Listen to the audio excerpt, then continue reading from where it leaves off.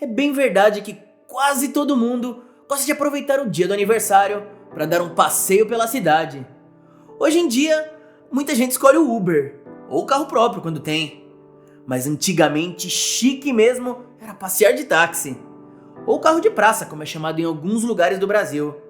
Mas o que aterroriza os taxistas da cidade de Belém do Pará é a história real de uma jovem de apenas 16 anos que faleceu por conta da tuberculose no ano de 1931, mas que até hoje, no dia do seu aniversário, procura um táxi para dar um belo passeio pela sua cidade natal. Josefina Conte nasceu em 19 de abril de 1915, em Belém do Pará. E de acordo com a história, Josefina fazia parte de uma família que possuía bastante dinheiro, sendo a filha mais nova de Nicolau Conte, um empresário italiano que havia montado uma fábrica de sapatos em Belém. A pequena Josefina era o xodó de seu pai, sempre muito bonita e delicada, parecia uma boneca de porcelana. Nicolau era muito ocupado com sua fábrica, mas não queria deixar a sua filha sem um presente inesquecível. Então o empresário teve uma ideia genial, que se transformou em uma tradição da família. Todos os anos, no dia do aniversário de Josefina, ela ganhava do pai um passeio de táxi por toda a cidade, passando por cada ponto turístico de Belém. Todos os anos, Josefina aguardava ansiosamente pelo dia mais esperado do ano para ela. Ela se arrumava com a sua melhor roupa de festa e aguardava o carro de praça, como eram chamados os táxis na cidade até meados dos anos 60. Relatos da família contam que a jovem era muito feliz e muito sorridente, e que ela sempre voltava para casa cheia de histórias para contar. Ela adorava falar sobre as mudanças que via na cidade ao longo dos anos. E o passeio não estava completo sem uma parada na Basílica de Nazaré, no centro da cidade. Ali, ela fazia uma pequena parada para rezar, já que ela era muito devota. E ao retornar, ela nunca pagava o motorista, sempre instruindo que ele recebesse o pagamento pelo seu pai, Nicolau Conte. O nome do rico empresário despertava confiança em todos os cidadãos da época, que sabiam que a família de origem italiana era mesmo muito rica e muito respeitada. Os anos se passaram e Josefina não perdia o seu passeio de aniversário, com chuva ou com sol. Ela fazia questão de fazer esse trajeto que já tinha percorrido tantas vezes, e sempre com a sua melhor roupa de festa. Porém, quando Josefina estava prestes a completar 15 anos, tudo mudou repentinamente. A jovem bonita, que deveria estar na flor da idade, começou a perder muito peso repentinamente. Seus olhos ficaram fundos, apresentando uma fraqueza generalizada em todo seu corpo. Todos se preocuparam com o estado de saúde da caçula da família, especialmente Nicolau, que tinha em Josefina o seu maior xodó. Eles insistiam para levar a moça ao hospital, mas ela insistia que não queria ir para o hospital, pois eles, sem dúvida alguma, iriam querer interná-la e ela iria perder o seu passeio de aniversário no carro de praça. Josefina fez de tudo para adiar a ida ao hospital. Seu caso estava piorando a cada dia e eles precisaram levar a jovem com urgência para buscar tratamento. Ela fez o que seria o seu último passeio, já bastante debilitada, pouco antes de ser levada ao hospital. Quando chegaram no hospital, os médicos não tiveram dúvida. Josefina foi internada com suspeita de tuberculose. Um dos parentes da moça do táxi, o empresário Jorge Conte, é sobrinho de Josefina e diz que muitos relatos sobre a jovem transitam entre as gerações da família. Ele descreveu a tia com essas palavras: "Essa minha tia era magrinha, tipo italianinha. Eu não cheguei a conviver com ela, mas olhava as fotos e minha tia contava muito da irmã dela, como ela era, aquela coisinha angelical." Segundo Jorge, o diagnóstico de Josefina até hoje é questionado pela família. O meu tio, que se formou médico, achava que ela teve na verdade um linfoma, mas os médicos achavam, naquela época que não tinha recursos, que era tuberculose. E quando era um caso de tuberculose, eles isolavam a pessoa. Era uma doença tão grave e tão contagiosa que ela, coitada, uma menina tão linda, foi pro hospital e ficou isolada dos 15 para os 16 anos. Para entrar no quarto tinha que passar álcool na maçaneta e só as enfermeiras e os médicos entravam. Josefina passou aquele período sonhando com o dia que iria melhorar. Seu aniversário de 16 anos estava chegando e ela sabia que tinha um compromisso importante, o seu passeio anual que não poderia ser cancelado. Ela tinha que melhorar antes do seu aniversário. Naquele ano, Josefina não fez o seu passeio. Ela passou um aniversário sozinha, internada no hospital, de onde sairia apenas em um caixão, em 16 de agosto de 1931, com apenas 16 anos de idade, deixando muita saudade por parte de quem a conheceu, e especialmente seu pai, Nicolau Conti, que dizem que nunca mais recuperou a alegria de viver depois de ter perdido a sua filha caçula tão cedo. Jorge Conti, mais uma vez, revela em primeira mão como foi o baque para a família.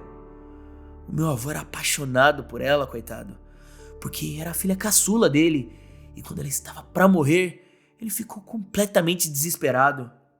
A partir daí, as coisas começaram a ficar muito estranhas, em especial uma particularidade do velório da jovem. Jorge Conti relembra: todos os enterros naquela época eram com aqueles carros fúnebres transparentes, bonitos, que você via a urna. E o certo era sempre aquele carro ir no sentido do hospital para o cemitério. E no caso dela, foi o inverso. O meu avô quis que o enterro saísse da fábrica da família, como se fosse um cortejo. E começou daí a história. Jorge também compartilhou outro detalhe curioso sobre o caso. Como a rua era toda esburacada, no balançar do carro, uma porta do caixão se abriu.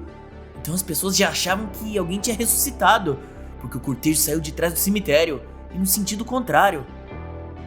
5 anos após o falecimento de Josefina, no ano de 1936, começaram as primeiras aparições do fantasma da jovem, dando origem às lendas e ao apelido de Moça do Táxi, que é como ela ficou sendo conhecida na cidade ao longo dos anos.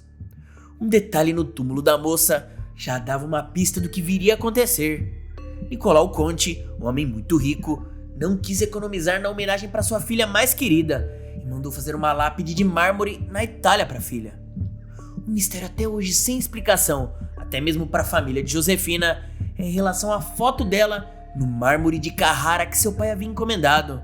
O sobrinho dela, Jorge Conti, dá o seguinte relato: o vovô mandou fazer a sepultura dela lá na Itália e mandou uma foto que era para fazer um porcelanato, porque as fotos eram incrustadas no mármore. Quando foram olhar aqui, tinha um broche de um carro, que na foto original não existia. Então todo mundo ficou abismado. É a mulher do táxi. É a mulher do táxi. Em 19 de abril de 1936, um taxista desavisado avistou uma bela jovem, muito bem vestida.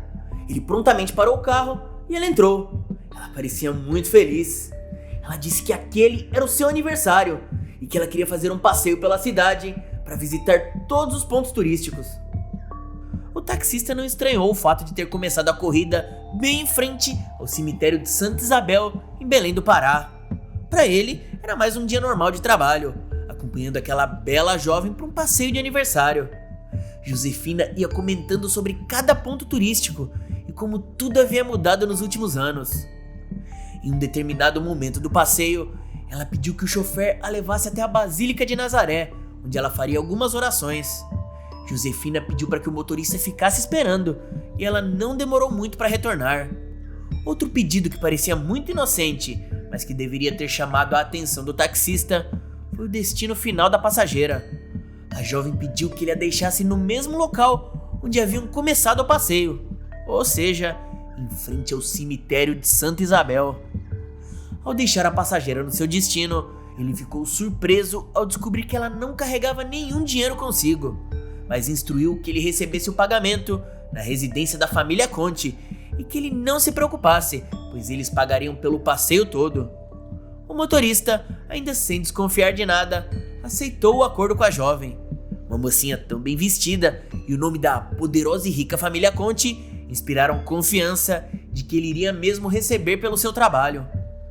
No dia seguinte, ele tratou de ir receber o seu pagamento na casa dos Conti, um endereço conhecido por todos, tamanha fama da família. Ele chegou à casa e foi prontamente atendido pela família de Josefina. A família estava almoçando quando aquele estranho senhor bateu na porta deles, dizendo: "Olha, eu sou um chofer de carro de praça, motorista, e ontem eu fui ao cemitério e apanhei uma moça que me pediu para levar ela para passear pela cidade e depois ir até a basílica. E ela me pediu para ficar esperando. Ela rezou, voltou e me pediu para deixar ela de novo no cemitério e cobrar a corrida na fábrica de calçados com o seu Nicolau. Eu fui até a fábrica e me disseram que a essa hora ele estaria em casa, almoçando. Então eu resolvi bater na sua porta. Espero não estar incomodando muito. Nicolau ficou achando aquela história muito estranha e pensou que o motorista havia se enganado. Ou pior, que estava tentando ganhar um dinheiro de forma desonesta. Ele perguntou como se parecia essa jovem que o taxista levou para o passeio. E a descrição que aquele senhor deu era muito similar às filhas do empresário. Nicolau chamou as filhas e perguntou: escuta, alguma de vocês esteve no cemitério ontem para visitar sua irmã? Mas ninguém ali tinha ido visitar Josefina. O motorista ficou então olhando para dentro de casa e apontou para um quadro dizendo: aquela moça ali, foi ela que eu levei no meu carro ontem. Estava usando aquela mesma roupa da fotografia e tinha um broche bonito no formato de um carro. Nicolau Conte olhou muito sério pro taxista, pensando que o rapaz só podia estar louco. Ele disse: não, essa não pode ser, essa minha filha já morreu. Ela foi enterrada já faz 5 anos.